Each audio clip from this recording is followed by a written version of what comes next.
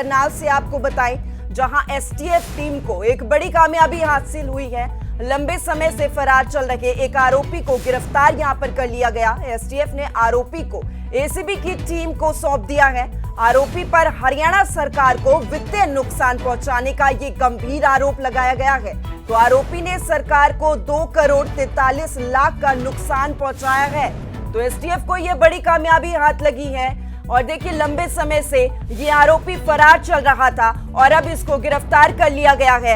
STF ने आरोपी को एसीबी की टीम को भी सौंप दिया है। आरोपी पर आरोप है कि हरियाणा सरकार को वित्तीय नुकसान पहुंचाया गया और इसी आरोप में अब इसे गिरफ्तार कर लिया गया है। आरोपी ने सरकार को 2 करोड़ 43 लाख का नुकसान पहुंचाया है और इसी के चलते इस आरोपी को गिरफ्तार किया गया है। तो ये बड़ी सफलता एसटीएफ की टीम को लगी है। देखिए, सरकार को नुकसान पहुंचाने का इस पर आरोप लगा है।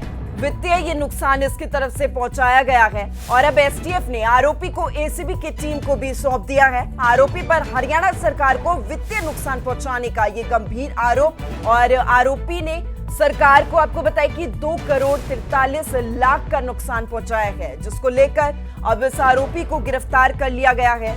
और देखिए, एसटीएफ की टीम ने इसे एसीबी की टीम को भी सौंप दिया है ताकि आगे की पूछताछ की जा सके कि कैसे इसने ये पूरा काला कारनामा किया।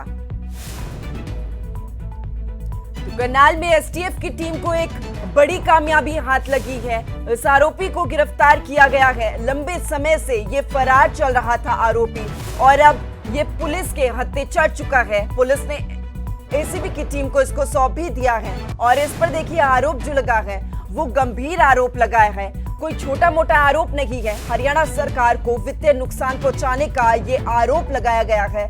इस आरोपी पर ये फरार चल रहा था और अब पुलिस ने इसको पकड़ लिया है। आरोपी ने सरकार को 2 करोड़ 43 लाख का नुकसान पहुंचाया था, जिसको लेकर काफी समय से ये फरार चल रहा था। इसकी तलाश की जा रही थी, लेकिन अब एसटीएफ की टीम को ये बड़ी कामयाबी हाथ लगी। तो एसटीएफ ने आरोपी को एसीबी की टीम को भी सौंप दिया है। तो करनाल एसटीएफ को ये बड़ी सफलता हाथ लगी है। देखिए, लंबे समय से ये आरोपी फरार चल रहा था। आरोप जो लगे हैं इस पर वो काफी गंभीर है, क्योंकि छोटा मोटा कोई ये मामला नहीं है। सरकार से जुड़ा हुआ ये मामला है। हरियाणा सरकार को वित्तीय नुकसान इसके द्वारा पहुंचाया गया और अब इसको पकड़ लिया गया है, क्योंकि लंबे समय से ये फरार चल रहा था। इसकी तलाश की जा रही थी, इसको ढूंढा जा रहा था। ज्यादा जानकारी के लिए हिमांशु हमारे साथ लाइव जुड़ चुके हैं, हमारे संवाददाता। हिमांशु, देखिए, पहले तो आपसे ये पूरा मामला समझेंगे कि ये पूरा मामला क्या था आखिर।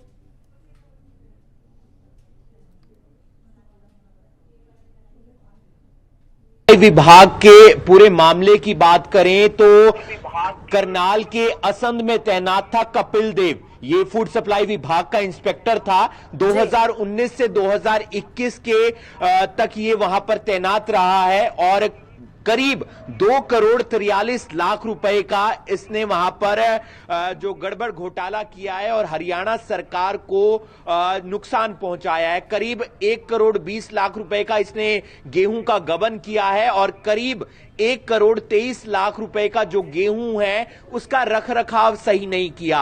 जब रखरखाव सही नहीं होगा तो गेहूं खराब हो जाएगा और फूड सप्लाई से जो गेहूं है वो एफसीआई ने खरीदना था। एफसीआई ने गेहूं इसलिए नहीं खरीदा क्योंकि वो खराब था, इसलिए 1 करोड़ 23 लाख रुपए का गेहूं खराब हो गया। तो करीब जो नुकसान हुआ सरकार को, सरकार के वित्तीय पूरे जो उनका अकाउंट रहता है उसको 2 करोड़ 43 लाख रुपए का। इसके बाद इसकी ज्वाइनिंग यमुनानगर हो जाती है, वहां पर भी इस पर आरोप लगता है। जो गेहूं की बोरियां रखी हुई थी वहां पर भी इसने गबन किया और उसके बाद जो बोरियां थी उसके ऊपर पानी डाल दिया, जिससे गेहूं और ज्यादा खराब हो गया। पूरे मामले की जो जांच है वो एसीबी कर रही थी। ये सस्पेंड होने के बाद फरार चल रहा था और जब फरार चल रहा था तो एसटीएफ को भी कहा गया कि इसके बारे में पता किया जाए और 5,000 रुपए का इनाम भी एसीबी की तरफ से रख दिया गया।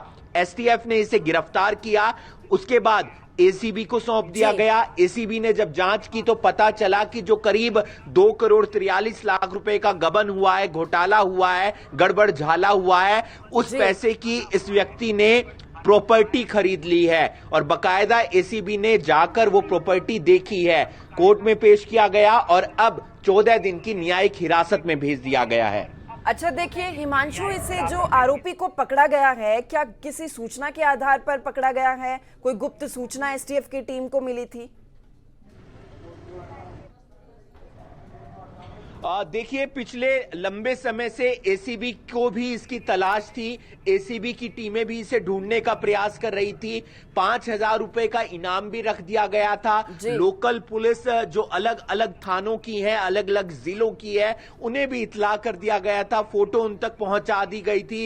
एसटीएफ को भी बता दिया गया था कि अगर इस आरोपी के बारे में कुछ पता चलता है तो जल्द से जल्द सूचना दी जाए, इसे अरेस्ट किया जाए। तो एसीबी की टीमें काम कर रही हैं, दूसरी तरफ एसटीएफ की टीमें काम कर रही हैं। एसटीएफ को सूचना मिलती है कि ये आरोपी जल्द से जल्द पकड़ में आ सकता है और एसटीएफ की टीम पहले इसे हिरासत में लेती है, इससे पूछताछ करती है, फिर एसीबी को सौंप दिया जाता है। एसीबी जब जांच पड़ताल करती है, एंटी करप्शन ब्यूरो की टीम, तो उसके बाद इसे गिरफ्तारी डाली गई है और 1 दिन का रिमांड लिया गया। रिमांड के दौरान काफी खुलासे हुए और खुलासे होने के बाद अब दोबारा से कोर्ट में पेश किया गया और 14 दिन की न्यायिक हिरासत में भेज दिया गया है।